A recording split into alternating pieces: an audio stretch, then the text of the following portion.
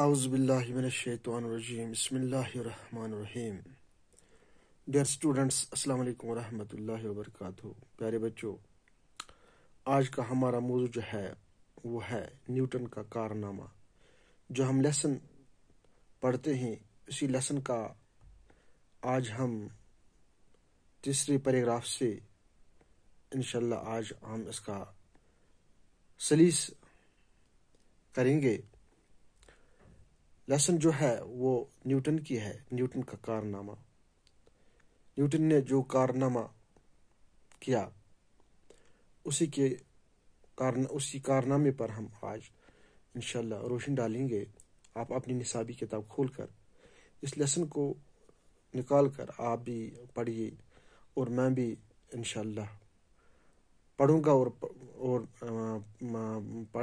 اور پڑھنے کے بعد میں انشاءاللہ اس کے ساتھ میں اس کا سلیس بھی انشاءاللہ آپ تک پہنچانے کی کوشش کروں گا.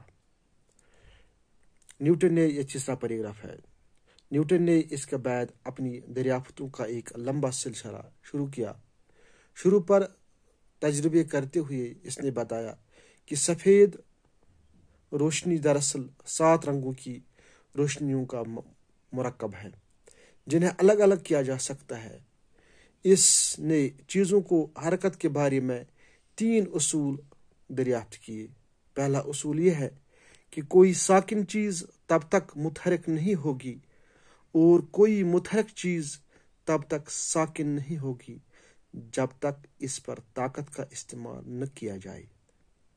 دوسرے اصول میں اس نے بتایا کہ ہر عمل کا مساوی اور الٹا رد عمل ہوتا ہے.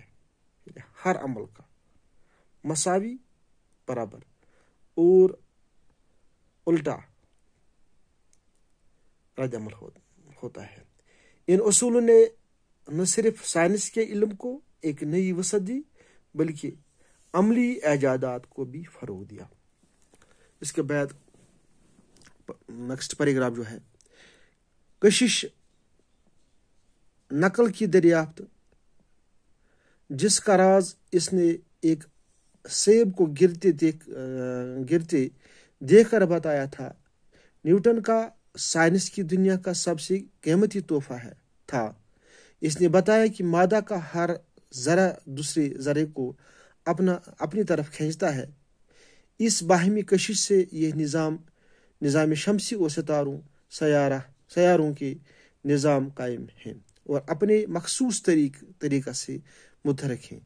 اس اصول کی مدد سے نیوٹن نے زمین اور سورج کے وزن کا شمار کیا. سمندر جاوارباٹا کو بھی اس نے چاند اور سورج کی کشش کا نتیجہ قرار دیا. نیوٹن ریاضی کے علم میں کچھ نئے اضافے کیے.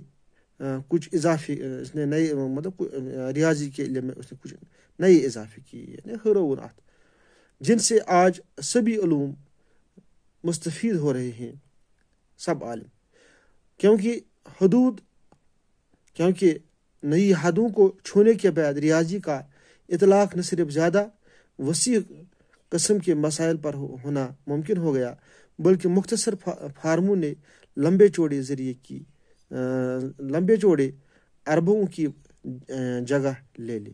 نیوٹن اپنی تخیل کی اڑان سے معلوم علم کی حدوں کو پھاندتا ہوا قدرت کی گہرائیوں تک پہنچ کر اس کے راز ڈھونڈ لاتا تھا جن کے مفہوم کو وہ اپنے سائنسی دماغ سے آشکار کرتا ہے. سائنس کے میدان میں اس کا یہ شاعرانہ انداز اس کی ذاتی زندگی میں بھی نمایاں تھا. نیوٹن اپنی بنائی ہوئی دنیا میں مگن رہتا تھا. اس سے اکثر اپنے لباس، رہنے سہنے کے ڈھنگ اور کھانے پینے کی سدھ نہ رہتی تھی. ریاضی کی مشقتوں سے نیوٹن کا بنیادی مقصد اپنا جی بہلاوا تھا. وہ سائنس کے تجربے محض اپنی تسکین کے لیے کرتا تھا. اس سے اپنی دریافت اور ایجاد شائع کرنے کا شوق نہ تھا. اس نے اپنے دوستوں سے کہا تھا، میں کچھ بھی شائع نہیں کروں گا کیونکہ اس نے جانکاروں کی تعداد میں اضافہ ہوتا ہے۔ اس سے جانکاروں کی تعداد میں اضافہ ہوتا ہے۔ 20 سال تک اس نے اپنے مطالعہ کے بہترین نتائج کو چھپا رکھا۔ آخرکار ایک دوست کے ان پر نظر پڑ گئی۔ اس نے نیوٹن کو قائل کیا کہ سماج کے تئیں بھی ان کی کچھ ذمہ داریاں ہیں۔ دوست کے مجبور کرنے پر نیوٹن لاطینی زبان میں، جو کہ اس زمانے میں سائنس کی زبان تھی، 3 جلدیں شائع کی، جن کا عنوان تھا سائنس کے ریاضی اصول۔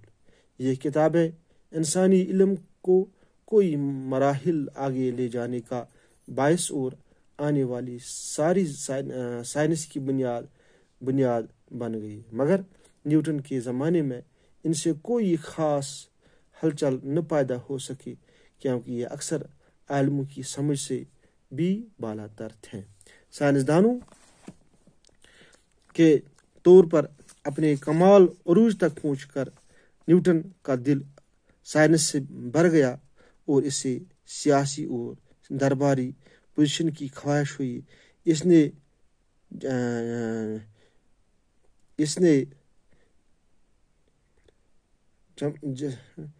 نے جمیز دوم کی حکومت کی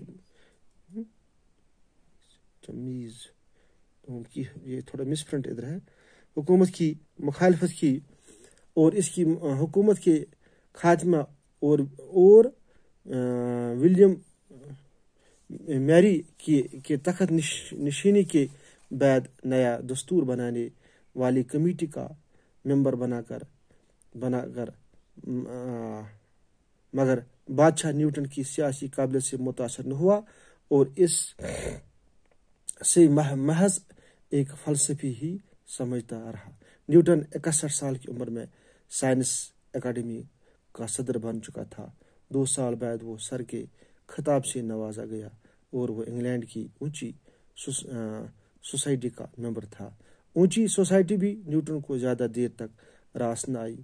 دولت اور دکھاوے کی دنیا سائنس کی ایجاد دنیا سے بہتر ثابت نہ ہو سکی اور اس نے محسوس کیا کہ دربار میں ہونا سائنسدان بننے سے بہتر نہیں۔ آخری عمر میں نیوٹن اپنی تجربہ گاہ پر واپس چلا گیا، اس دنیا میں جو انہوں نے اپنے لیے بسائی تھی، وہ جہاں سے انہوں نے وقتی طور پر فرار حاصل کیا تھا۔ نیوٹن نے 85 سال کی عمر میں اس جہاں سے کوچ